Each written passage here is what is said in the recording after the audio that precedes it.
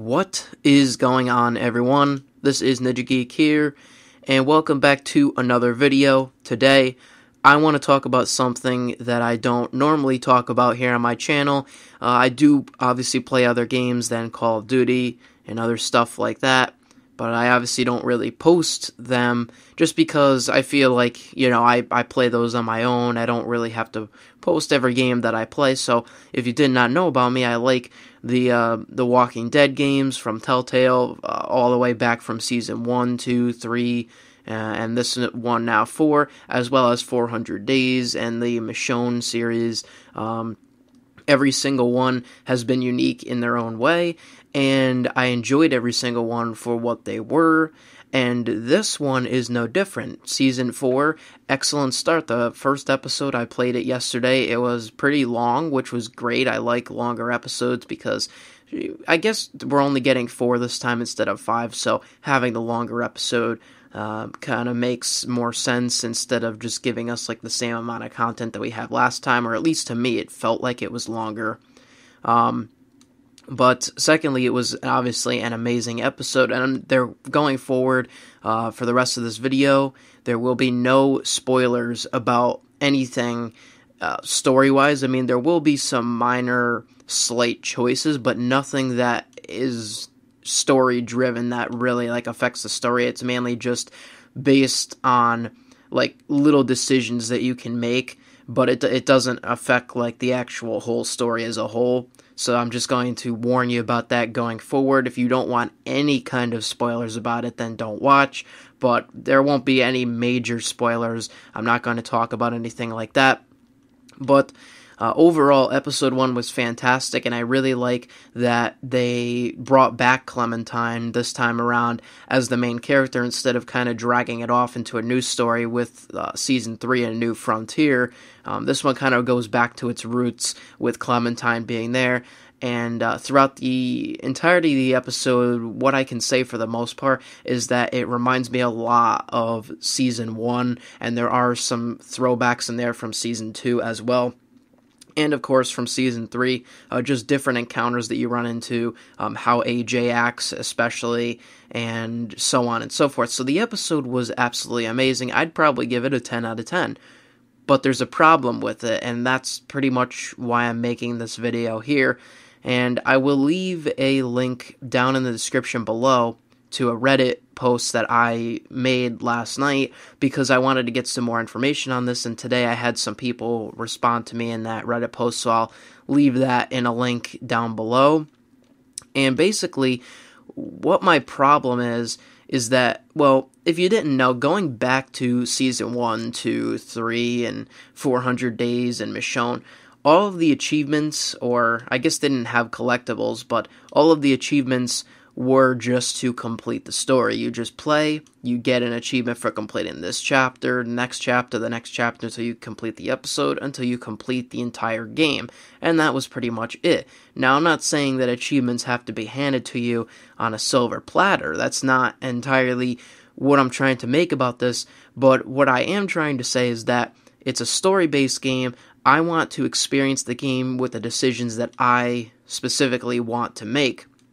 Here in this new game, the final season, that's not the case. So, to start off, they added collectibles into this game that were not in previous Telltale Walking Dead games. So they added in collectibles, and there's not a lot of them. There's only 6 in the first episode, and there is 2 achievements actually for the collectibles. So there's an achievement to collect all collectibles, and an achievement to place all collectibles, which gives you 2 achievements.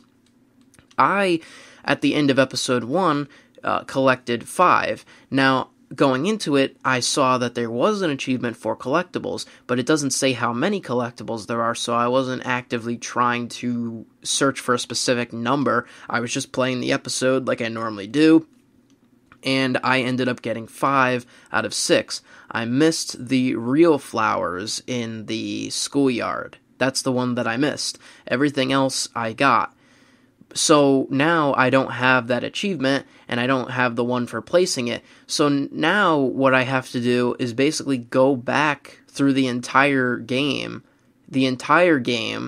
and get all of the collectibles by looking up a guide to get those 2 achievements.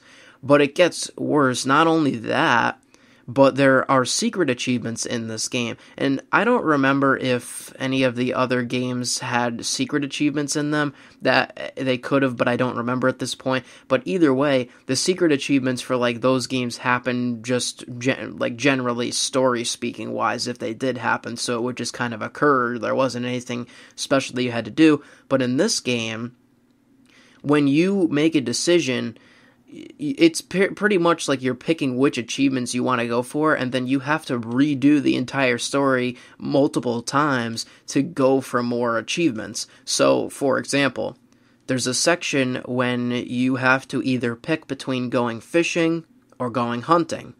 And if you pick going fishing, there's an achievement based on that where you have to spear 3 fish perfectly in a row, and it goes through the action sequence, and you get 3. And I did that one. I also got the achievement to get all of the walkers without missing, so I got that one too.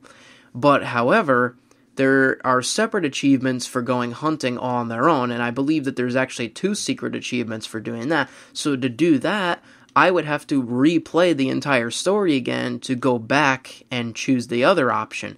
Or something else that I can point out that's very minor in the story, at one point there's an option on the wheel to tickle AJ in quotes, and so if you do that, I guess you get some sort of special achievement, but I didn't select that option, so I don't get the achievement.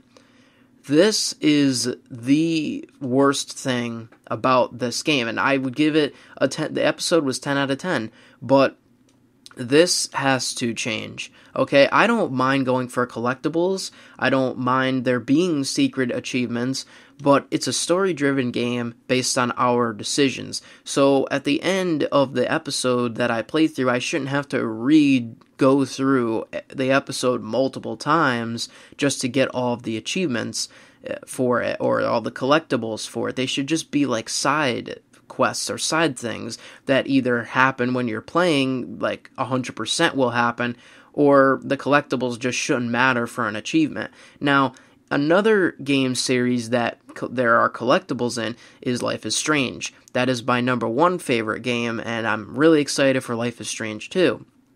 However, in that game, they do have collectibles, and I think there's quite a lot more than 6 of them, like in this first episode here in Telltale's The Walking Dead, so there's quite a lot more. However, they are not the main basis for the game. It's pretty much like you just play through. If you happen to get the collectibles, you get them, and if you miss them, that's okay, because they have this thing called collector mode, where you can then, after the episode is done, go back through and say, oh, look, I can go through each chapter. It tells you how many you missed.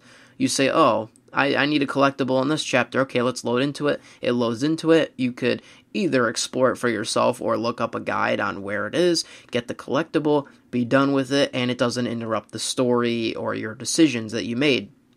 But in this game, there's no such thing as a collector mode, so I would have to replay the story to go through several different options multiple times, so I wouldn't know how many times I'd have to replay it, and it was a pretty long episode, which I liked, but I'm not going to sit there multiple times and replay the same story over and over again just to get these achievements and completions, I guess. And that is pretty much a major issue that I have, because in the previous ones, I obviously got 100% on them because you just complete the story, but in this game, it doesn't look like I can hit 100% because I don't know all the secret achievements, so pretty much you'd have to look up a bunch of stuff, and for an average player, I think that that's a little bit ridiculous, to say the least. So you could let me know your thoughts down below. I just wanted to make this video come out this morning because I do have a video going live later today at 2 p.m. EST, so stay tuned for that. But, for now, I just don't, I was really pissed off last night, and, now I'm just more, sort of settled in, so I'm not entirely as mad, but it still makes me angry that this is like this. So I guess a solution that I can offer is add in a collector mode where we can go in and then change, play through the story without affecting our decisions, so we can go back, get collectibles, or even more importantly, we can go back and change the decisions that we had made while playing the first time around and go and get those achievements. And that's pretty much the only option. And then if you don't want to have a collector mode in the game, the other option I would say to do is just completely remove all of the achievements that require you to make special decisions and only keep the ones that are rewarded for completing the actual story, like you're going to get through 100%. And that's pretty much what I have to say. Now, in the Reddit post as well, I did mention that there will be people that are like, oh, you're just lazy, you don't want to play through the story, or you're stupid, like, who cares about this and stuff. And you can read that down below in the Reddit post.